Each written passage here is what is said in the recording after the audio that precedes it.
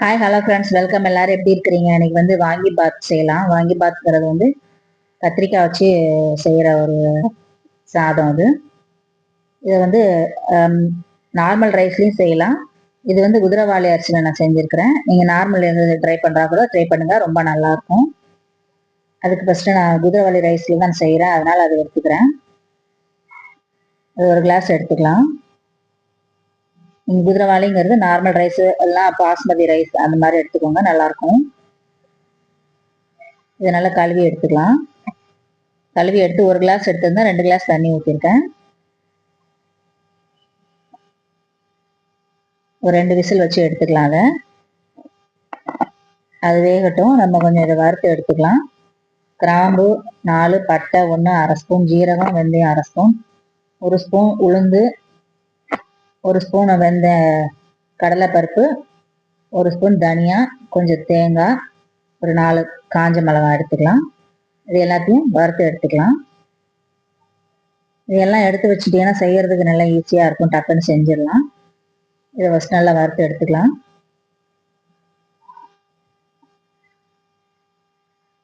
Taste நல்லா சூப்பராக இருக்குங்க இந்த வாங்கி பாத் செய்கிறது.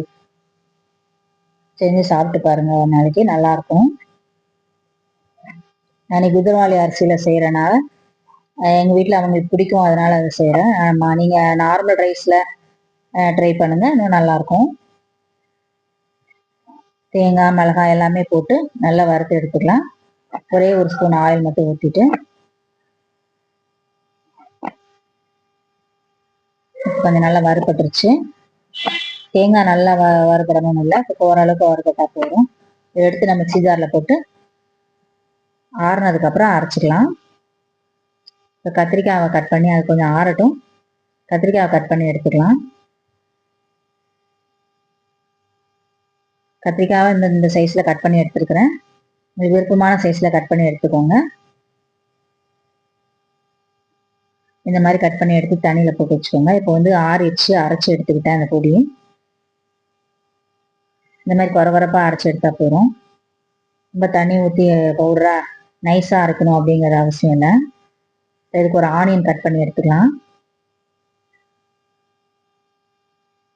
கடாயில் ஒரு 2 டேபிள் ஸ்பூன் ஆயில் வச்சுக்கோங்க. இது நல்லா சுட்டதுக்கப்புறம் கடுகு, உளுத்தம் பருப்பு, கொஞ்சம் எக்ஸ்ட்ரா கொஞ்சம் உளுந்து, கடலைப்பருப்பு தாளிக்க சேர்த்துக்கலாம். ஒரு காஞ்ச மிளகாய் கிள்ளி போட்டுக்கோங்க. கொஞ்சம் நல்லா வறுபடட்டும். வறுபட்டதுக்கப்புறம் மற்ற பொருள்லாம் சேர்க்கலாம். இதோட கொஞ்சம் ஒரு அரை ஸ்பூன் சோம்பு சேர்த்துக்கோங்க, வாசனைக்கு நல்லாயிருக்கும்.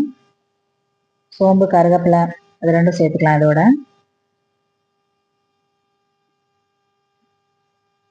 அது நல்லா பொரிஞ்சதுக்கப்புறம் கொஞ்சம் கருவேப்பிலை சேர்த்து வதக்கிட்டு கட் பண்ணி வச்சிருக்கிற ஆனியன் சேர்த்துடலாம்.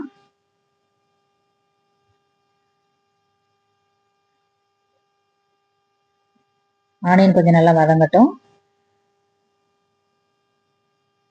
ரொம்ப கலர் மாறணுங்கிற அவசியம் இல்லை, இந்த அளவுக்கு வதங்கினா போதும்.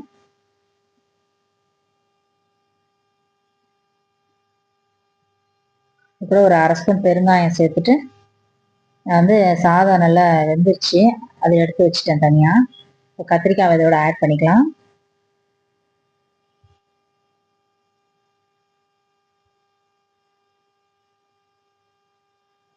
கொஞ்சம் நல்லா வதங்கட்டும்.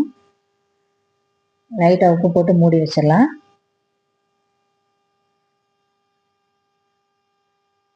ஒரு நிமிஷத்துக்கு அப்புறம் எடுத்து பார்த்தா வெந்திருக்கும், கொஞ்சம் முக்கால்வாசி வெந்திருக்கும்.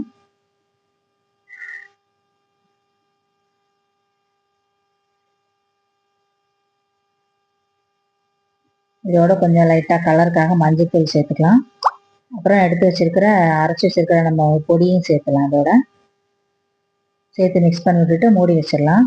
ஸ்லோ ஃப்ளேமில் வச்சுருங்க. பருப்புலாம் போட்டுக்கனால டக்குன்னு அடியில் தீஞ்ச மாதிரி ஆயிடும். ஸோ ஸ்லோ ஃப்ளேமில் வச்சுட்டு ஒரு 30 செகண்ட் வச்சு எடுத்துக்கோங்க, போதும். பாருங்கள், சாதம் நல்லா வெந்துருச்சு. இது குதிரைவாளி அரைச்சிங்கனால கொஞ்சம் குழச்சி எடுத்துருக்குறேன். நீங்கள் நார்மல் ரைஸ் வச்சுருந்தீங்கன்னா நல்லா உலபலான உதிரியாக எடுத்துக்கோங்க, நல்லாயிருக்கும். மெத்தட் ஆனால் இதுதான். புளி சேர்ப்பாங்க, புளி வந்து சேர்க்கல. புளி சேர்க்காமலே ட்ரை பண்ணுங்க, சூப்பரா இருக்கும் சாதம்.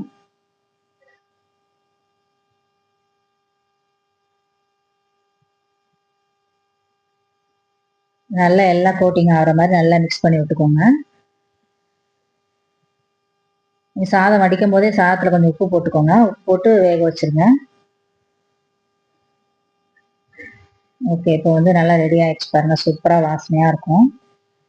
செஞ்சு முடிக்கிறதுக்கே நல்லா சாப்பிட வந்துடுவாங்க கிச்சனுக்கு.